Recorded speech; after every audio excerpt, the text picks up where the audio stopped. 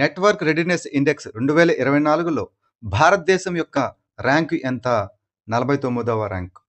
అయితే ఈ ఇండెక్స్ అనేది గత సంవత్సరం కంటే 11 స్థానాలు మెరుగుపడడం జరిగింది. అంటే గత సంవత్సరం ఇది 60 స్థానంలో ఉండగా ఈ సంవత్సరంకి వచ్చేసరికి అది 45వ స్థానంలో ఉంది. ఫోర్చులాండ్స్ ఇన్‌స్టిట్యూట్ ప్రతి సంవత్సరం దీన్ని రిలీజ్ చేస్తూ ఉంటుంది. ఈ ఇండెక్స్ ప్రకారం అడ్మినిస్ట్రేషన్‌లో సాంకేతికత వినియోగం, పౌరుల భాగస్వామ్యం మరియు ప్రభావంపై దేశాలను అంచనా వేస్తూ ఉంటుంది. ఇటీవల ప్రధానమంత్రి నరేంద్ర మోదీ ఏ దేశంచే అత్యున్నత గౌరవ పురస్కారమైనటువంటి ది ఆర్డర్ ఆఫ్ ముబారక్ అల్ కబీర్ అందుకున్నారు కువైట్ దేశం నుంచి. తెలంగాణ ఫిల్మ్ డెవలప్మెంట్ కార్పొరేషన్ చైర్మన్‌గా ఇటీవల ఎవరు నియమితులయ్యారు? దిల్ రాజు. 60 ఏళ్లు పైబడిన పౌరుల కోసం ఏ రాష్ట్ర ప్రభుత్వం సంజీవని యోజనను ప్రారంభించింది? ఢిల్లీ ప్రభుత్వం. అయితే ఈ సంజీవని యోజన అనేది ఆదాయంతో సంబంధం లేకుండా 60 ఏళ్ళు మరియు అంతకంటే ఎక్కువ వయసున్న ఢిల్లీ పౌరులందరికీ ఉచిత వైద్యాన్ని సప్లై చేయడం జరుగుతుంది. ఈ పథకం ప్రభుత్వం మరియు ప్రైవేట్ ఆసుపత్రుల్లో కూడా ఇది వర్తిస్తుందని ఢిల్లీ ప్రభుత్వం చెప్పడం జరిగింది. India state of forest report 2023ని ఏ సంస్థ విడుదల చేసింది? పర్యావరణ, అటవీ మరియు వాతావరణ మార్పు మంత్రిత్వ శాఖ. ఫారెస్ట్ సర్వే ఆఫ్ ఇండియా 1987 నుండి ద్వైవార్షికంగా దీన్ని రిలీజ్ చేస్తూ ఉంటుంది. ద్వైవార్షికంగా సంవత్సరానికి 2 సార్లు ఈ నివేదిక అనేది వస్తూ ఉంటుంది. ఈ నివేదిక ఉపగ్రహ డేటా మరియు నేషనల్ ఫారెస్ట్ ఇన్వెంటరీ ఉపయోగించి అటవీ మరియు చెట్ల వనరులను అంచనా వేస్తుంటుంది. ఈ అంచనా ప్రకారం మధ్యప్రదేశ్, అరుణాచల్ ప్రదేశ్ మరియు మహారాష్ట్రలో అతిపెద్ద అటవీ మరియు చెట్లు ఉన్నట్లు ఈ నివేదిక తెలపడం జరిగింది. ఈ నివేదిక ప్రకారం లక్షద్వీప్ అత్యధికమైనటువంటి అటవీ విస్తరణ ఉన్నట్టు ఈ నివేదిక తెలియపరచడం జరిగింది. 2024లో రెమిటెన్స్లను అత్యధికంగా స్వీకరించినటువంటి దేశం ఏది? భారతదేశం. ఇక్కడ రెమిటెన్స్లు అనగా భారతీయులు ఇతర దేశాలలో వర్క్ చేసేదానికి ఇచ్చేటటువంటి జీతాలను మనం రెమిటెన్సెస్‌గా పిలవడం జరుగుతుంది. 2024లో రెమిటెన్సెస్‌లో భారతదేశం ప్రపంచవ్యాప్తంగా అగ్రగామి ఉంది. అయితే దీని అంచనా ప్రకారం $129 బిలియన్ మొదటి స్థానంలో ఉండగా దాని తర్వాత స్థానంలో మెక్సికో, చైనా, ఫిలిప్పీన్స్ మరియు పాకిస్తాను ఉన్నాయి. స్వతంత్ర సైనిక సమ్మాన్ పెన్షన్ పథకాన్ని ఏ మంత్రిత్వ శాఖ ప్రచురించింది? హోం వ్యవహారాల మంత్రిత్వ శాఖ. ఈ పెన్షన్ పథకాన్ని 1972లో ఆగస్టు 15న హోం మంత్రిత్వ శాఖ దీన్ని ప్రారంభించడం జరిగింది.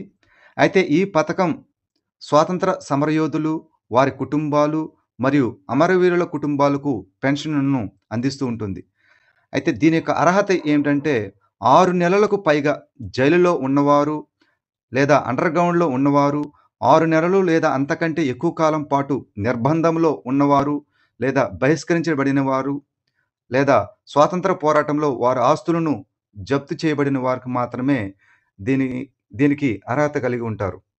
షానన్ హైడల్ పవర్ ప్రాజెక్టు ఏ రాష్ట్రంలో ఉంది? హిమాచల్ ప్రదేశ్. ఈ షానన్ హైడల్ పవర్ ప్రాజెక్ట్ అనేది హర్యానాకి, హిమాచల్ ప్రదేశ్‌కి మరియు పంజాబ్‌కి మధ్యనటువంటి రాజకీయ వివాదానికి కేంద్రంగా ఉంది. ఇది బియాస్ నదికి ఉపనది అయినటువంటి ఉహులు నదిపై హిమాచల్ ప్రదేశ్‌లోని మండి జిల్లాలో జోగిందర్ నగర్‌లో ఉంది. భారత సైన్యం ఏ నగరంలో ఆర్టిఫిషియల్ ఇంటెలిజెన్స్ ఇంక్యుబేషన్ సెంటర్‌ను ప్రారంభించింది? బెంగుళూరు. అయితే ఈ ఇంక్యుబేషన్ సెంటర్ అనేది సైనిక సాంకేతికతలో ఆవిష్కరణలు ప్రోత్సహించడమే దీని యొక్క ముఖ్య ఉద్దేశం. అయితే భవిష్యత్తులో సంఘర్షణల కోసం ఏదైనటువంటి సంసిద్ధతను మెరుగుపరచడమే దీని యొక్క ముఖ్య ఉద్దేశం. Waste to worth managing India's urban water crisis through waste water reuse పేరుతో ఏ సంస్థలు సంయుక్తంగా నివేదికను విడుదల చేశాయి? Centre for science and environment మరియు national mission for clean Ganga. NASA యొక్క జేమ్స్ వెబ్ స్పేస్ టెలిస్కోప్ ద్వారా కనుగొనబడినటువంటి సుదీర్ఘ గెలాక్సీ పేరు ఏమిటి? Firefly sparkle. ఈ ఫైర్‌ఫ్లై స్కార్పెల్ అనేది 13 బిలియన్ కాంతి సంవత్సరాల దూరంలో ఉందని చెప్పవచ్చు. ప్రపంచవ్యాప్తంగా మూడవ అతిపెద్ద ఫార్మా మార్కెట్‌గా ఏ దేశం అవతరించింది? భారతదేశం. యునైటెడ్ స్టేట్స్ ఆఫ్ అమెరికా ప్రపంచంలోనే అతిపెద్ద ఔషధ మార్కెట్‌గా ఉండగా, దాని తర్వాత స్థానంలో చైనా, ఇండియా, జపాను, జర్మనీ, ఫ్రాన్స్‌లు కలిగి ఉన్నాయి. 2025 బాక్సింగ్ ప్రపంచ కప్ ఫైనల్ మరియు మూడవ ప్రపంచ బాక్సింగ్ సమావేశానికి ఏ దేశం ఆతిథ్యం ఇస్తున్నది? భారతదేశం. మాస్ వర్మం థెరపీని అందించినందుకు గిన్నీస్ వరల్డ్ రికార్డు నెలకొల్పినటువంటి సంస్థ ఏది? నేషనల్ ఇన్స్టిట్యూట్ ఆఫ్ సిద్ధ. ఇది నరాలు, సిరలు, కీళ్ళు మరియు అవయవాలను లక్ష్యంగా చేసుకున్నటువంటి యుద్ధకళగా ఉద్భవించింది. కానీ తర్వాత క్రమంలో ఇది ఒక చికిత్సా పద్ధతిగా పరిణామం చెందిందని చెప్పవచ్చు. ఐక్యరాజ్యసమితి అంతర్గత న్యాయ మండలి అధ్యక్షుడిగా ఇటీవల ఎవరు నియమితులయ్యారు? మదన్ లోకూర్.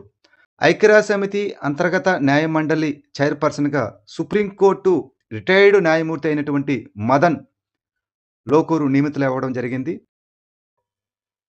ఇతని యొక్క పదవీ కాలం 12 నవంబర్ 2028తో ముగుస్తుంది. ఈ అంతర్గత న్యాయ మండలి సెక్రటరీ జనరల్లో 5 సభ్యులను కలిగి ఉంటుంది. శ్రీరామ మందిర్ ప్రాజెక్టును ఇటీవల స్వర్డ్ ఆఫ్ హానర్తో సత్కరించబడినటువంటి దేశం ఏది? బ్రిటన్. ఎంఎస్ లారెన్స్ అండ్ ట్రూబో నేతృత్వంలోని అంటే ఎల్&డి కంపెనీ వాళ్ళు రామ మందిరం ప్రాజెక్టు నిర్మాణ సమయంలో కఠినమైనటువంటి భద్రతా ప్రోటోకాల్ను నిర్వహించడానికి ఈ అవార్డును ఇచ్చి గౌరవించారు. అయితే ఈ మందిరం ఆల్రెడీ నేషనల్ సేఫ్టీ కౌన్సిల్ నుండి గోల్డెన్ ట్రోఫీని ఆల్రెడీ అందుకోవడం జరిగింది. ఇటీవల 150 గమ్యస్థానాలను అనుసంధానించిన భారతదేశంలో మొదటి విమానాశ్రయం ఏది? ఢిల్లీ విమానాశ్రయం. ఇటీవల ఏ రాష్ట్రానికి చెందిన పోలీసులు మొదటి ఫిక్కీ డ్రోన్ అవార్డును గెలుచుకున్నారు? కర్ణాటక. భారతదేశపు మొట్టమొదటి క్రిమిసంహారక బాడీ సూట్ అయినటువంటి కిసాన్ కవాచ్ని ఇటీవల ఎవరు ప్రారంభించారు? జితేంద్ర సింగ్. టైమ్స్ ఇంటర్నెట్ ఇటీవల ఏ బ్యాంకుతో కలిసి ప్రీమియం మెటల్ క్రెడిట్ కార్డును ప్రారంభించింది? ICICI bank. ఇటీవల యూకే హౌస్ ఆఫ్ కామన్స్లో మెడికల్ ఎక్సలెన్స్ అవార్డు ఎవరికి లభించింది? రవీంద్ర కుమారన్. ఇటీవల కింగ్ చార్లెస్ III ఎవరిని సత్కరించారు? ఎమ్మా థామస్ మరియు క్రిస్టోఫర్ నోలన్.